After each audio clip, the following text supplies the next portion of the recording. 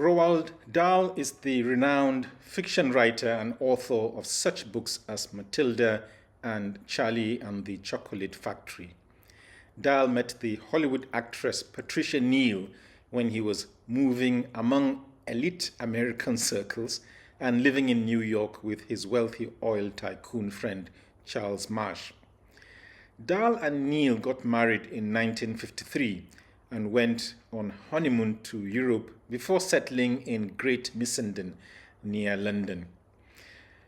After winning the Academy Award for Best Actress in 1964 for the film Hud, and after she returned to Hollywood and working on her next movie, Seven Women, things went disastrously wrong for Neal. In his book titled Roald Dahl's Marvellous Medicine, the neurologist Tom Solomon wrote that Neal, 3 months pregnant with her 5th child, and whilst bathing her 7-year-old daughter, suddenly experienced a pain through her head. When Dahl found her later, she was staggering around the bedroom, clutching her head and indicating to her left temporal region. Then suddenly, Solomon wrote, Neal's head jerked back and she lost consciousness, not to regain it until the paramedics were taking her out of the house.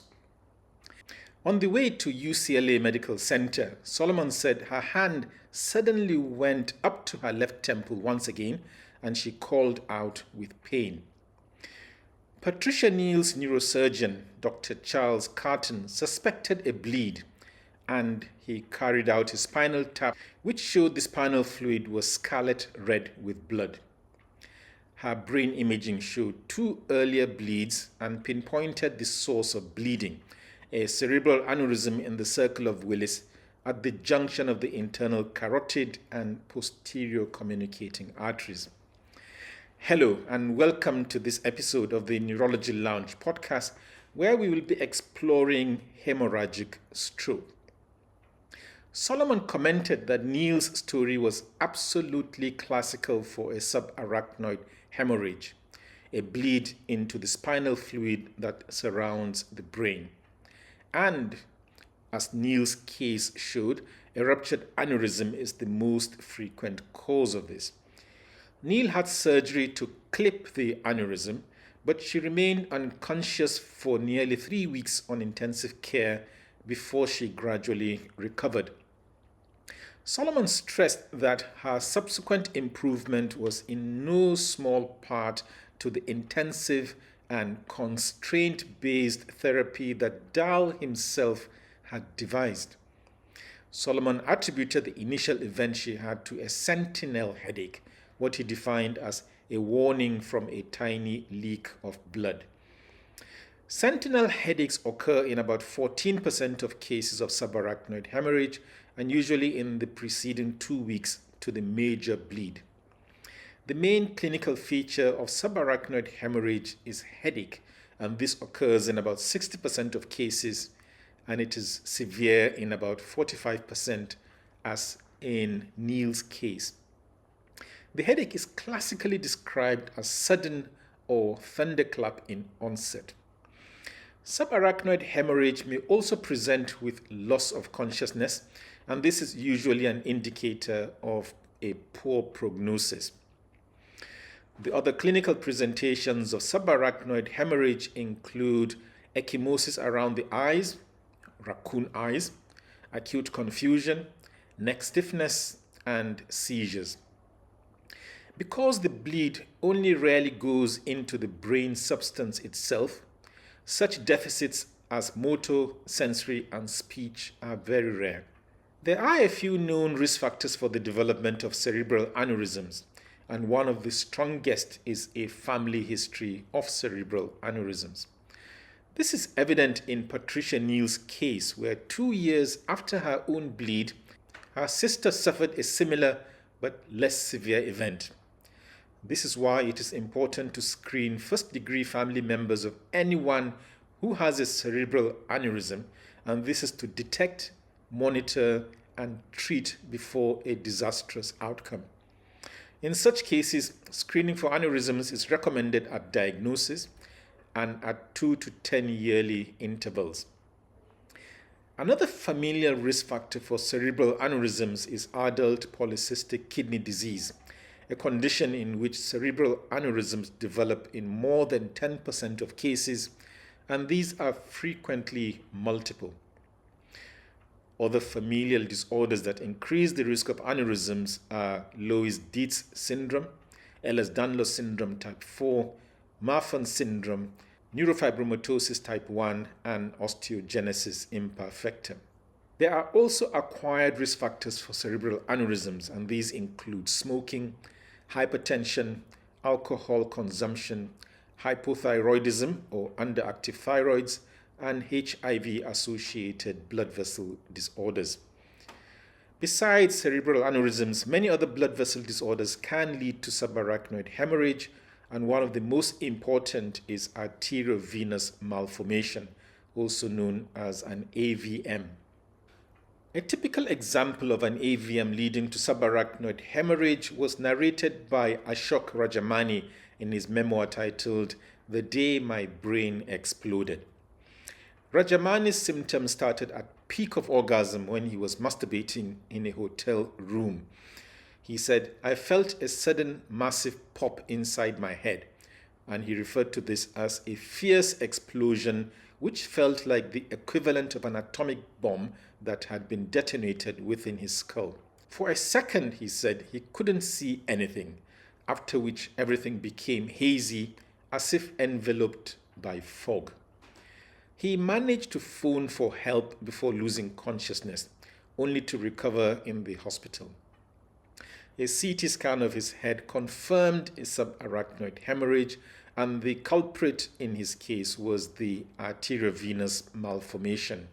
He defined this blood vessel anomaly as a tangle of veins and arteries hidden in the brain, which usually burst between the ages of 20 and 40, often during exertion. Later on, he had a massive seizure which began with an aura of perceiving a vile invasive odor, a repulsive and beatable combination of car fumes, melted gunmetal, and burning rubber, after which he blacked out. His seizure was attributed to the AVM scar becoming a recurring irritant to the brain. AVMs, however, do not typically manifest as acutely as in Rajamani's case. And unlike aneurysms, AVMs often bleed into the brain substance itself. This is illustrated by the example of Tara Sidhu Fraser as narrated in her memoir titled When My Ghost Sings. Fraser was 32 years old when she said, "The blood vessels that connect my left thalamus to my brain stem ballooned and burst." Although her AVM was unusually large, extending from her left thalamus to her brainstem, it only caused a slow bleed. She defined AVMs as tangled vessels missing capillaries, and she said they made her blood to race from my arteries to my veins, the pressure causing the vessels to burst. Besides cerebral aneurysms and AVMs, other causes of subarachnoid hemorrhage include cavernomas, dural arteriovenous fistulas, cerebral amyloid angiopathy, reversible cerebral vasoconstriction syndrome, posterior reversible encephalopathy syndrome or PRES, and intracranial corkscrew angiopathy. Food for the medics. There are also non-vascular causes which include brain tumors, brain abscesses, and bleeding disorders. In some cases, however, the cause is never identified. The patient journey and modern management of subarachnoid hemorrhage are vividly portrayed in the memoir written by Jerome Prisler titled Daniel's Music. Daniel Thrush was a 7th grader when he started experiencing headaches of varying severity, usually in the morning and then again around bedtime. His doctor found no neurological abnormality on examination and blood testing. Deceptively, his condition dramatically improved after staying away from school for a few days. but his headaches later recurred with a vengeance, and it was associated this time with fever, nausea, and vomiting.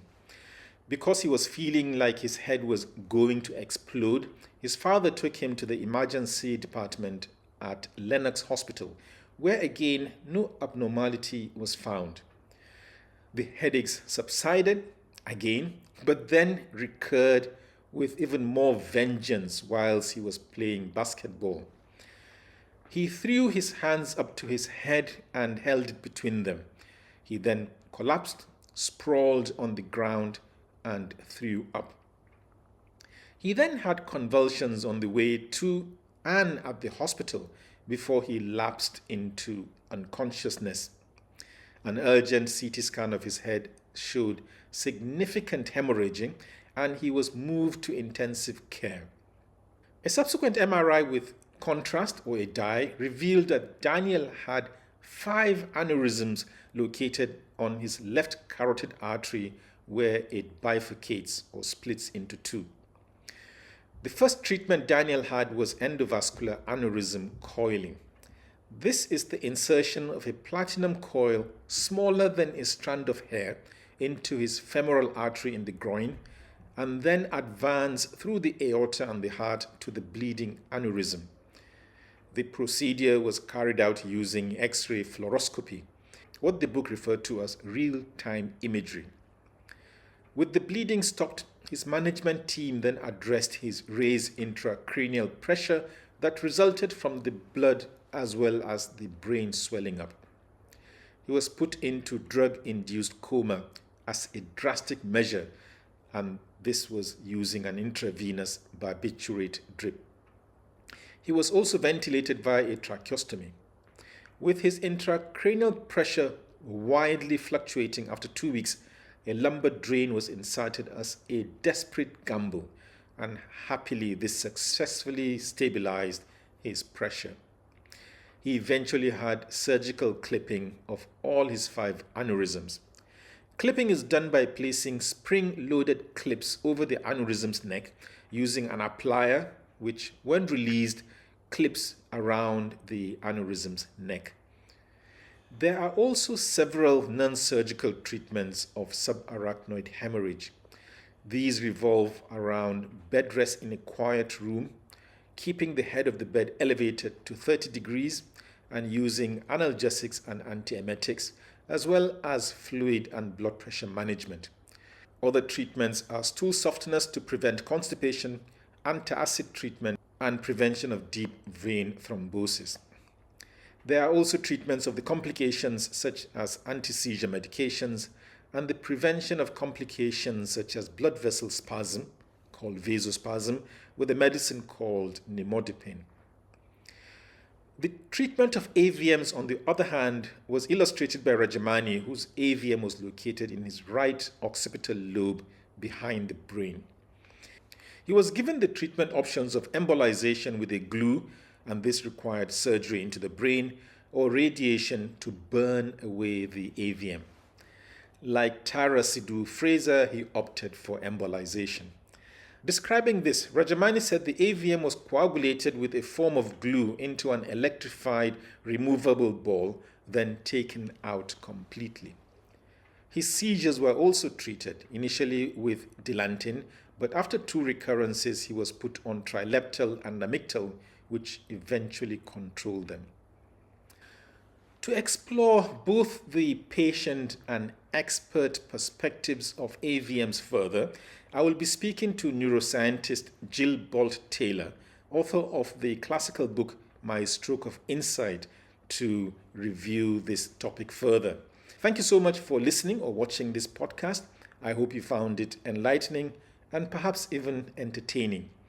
If so, do press on the like button and subscribe to the YouTube, Spotify, or iTunes channels. If you want to learn a bit more on the softer side of neurology, why not try out my book, Surfing the Brain? And if you want more of the hard facts, I have a website called Neurochecklist you may want to check out. Thank you once again, and do join me when I will next be speaking to Jill Bolt Taylor.